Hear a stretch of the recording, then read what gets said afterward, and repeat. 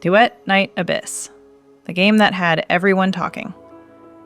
Due to the game's dual story narrative, character cosmetics, and fast movement-based combat, where characters can even wield 2 weapons at the same time, and the fact that you can get limited 5-star weapons completely free, Duet Night Abyss was easily the most hyped and anticipated gacha of 2025.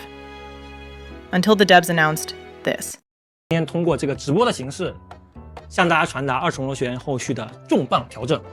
重磅调整，大刘老师就不要卖关子了，赶紧给大家讲一下吧，是什么重磅调整？那稍微等一下，我找一个道具。好 ，OK， 那就是免费。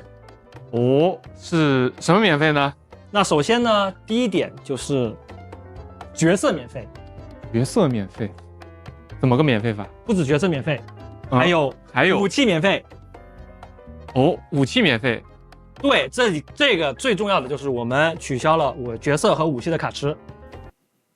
Yes, they removed the gacha system entirely from the game, which means all characters and weapons can now be obtained completely free just by grinding. Hello, what's up guys? Welcome back to the channel. And this time, we're talking about Duet Night Abyss. In this video, I'm going to give you the complete breakdown of the game's combat, grind system, and basically everything you need to know before playing. But before we begin, if you're new to the channel, please consider subscribing if you find this video helpful in any way. We are so close to hitting 1,000 subscribers, and your support means a lot. So now, without wasting any more time, let's dive in. 1. Character and weapon acquirement.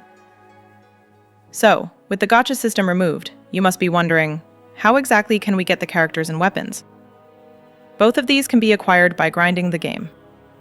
To get a character, you'll need something called character shards. For the specific character you want to unlock, for example, Berenica, you'll need 30 of Berenica's character shards. So how do we obtain these shards? Let me explain it from the beginning. When you do dailies, main story quests, weeklies, or basically anything in the game, you'll get this thing called secret letter queues. Now, once you have 10 of these queues, you can go to the shop and convert them for the character you want. When you convert them, you'll get that character's secret letter. Again, for example, Berenica's secret letter. Now, once you have the secret letter for the character you want, go to the combat menu in-game. There, you'll find 3 different options. 1. Character. 2. Weapon. 3. Demon wedges. These are the options for the specific thing we're farming. So, we go to the character menu, and there we'll have to complete a quest. Once the quest is completed, you'll get 3 rewards from which you'll have to pick 1.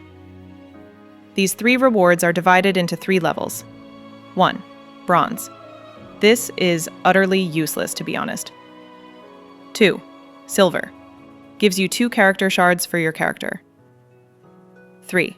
Gold. This is the best reward. It gives you 10 character shards. And as I said earlier, you need 30 character shards to unlock a character. There's about a 10% chance that you can get the gold reward. And yes, there's also a pity system, though the exact number is still unknown. But overall, I think this system is pretty good. Now, aside from this, every new character that gets added to the game for each patch, Psyche for this patch, will be added to the endgame mode. From there, you can finish the endgame mode and acquire that new character. Obviously, once another new character arrives, the previous new character will be removed from the endgame content and instead be put as a reward for the weekly boss and another weekly roguelike mode. So yeah, that's pretty much how you can unlock characters. The process of unlocking weapons is exactly the same. Also, I want to add that the rarity system has been completely removed from the game. This means there are no longer 4-star characters. The devs have adjusted the power of previous 4-star characters and weapons, so now every character is equal in strength. Now that we've covered how to obtain characters and weapons, let's move to the next point. 2. Combat basics. So, in Duet Night Abyss, all characters have 2 types of HP bars. One represents health, and one represents shield. Whenever your character gets hit, the shield bar depletes first. Also, if your character gets killed during combat, you can revive a limited number of times, and you have invincibility for a short while after reviving. Aside from that, your character has another bar called Sanity. Whenever your character casts any type of skill, it consumes sanity. Now here's the interesting part. Skills don't have cooldowns. So as long as you have sanity, you can perform your skills freely. Sanity regenerates over time, and sometimes enemies drop special items that can quickly restore your sanity. Then you have your basic grapple, sprint, and dodge mechanics, which you can find in many games. But there's this unique mechanic called helix leap.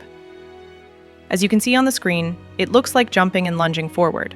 It feels super smooth and really fast. It's a great way to reposition yourself during skill casts and cover large areas quickly. 3. Boss mechanics. In Duet Night Abyss, every boss has a stance bar aside from their regular HP bar. This stance bar is similar to the vibration strength mechanic in Wuthering Waves. When you hit the boss, both the HP bar and stance bar deplete together. On the stance bar, you'll see a few marked points. When the boss's stance reaches one of those points, the boss gets stunned for a short while. Furthermore, when the boss's stance is completely depleted, the boss becomes incapacitated. While the boss is incapacitated, your character gains a special move called Ask's Retribution, which deals massive damage. 4. Element and weapon system. In Duet Night Abyss, there are a total of 6 elements: Animo, Hydro, Electro, Pyro, Lumino, and Umbro.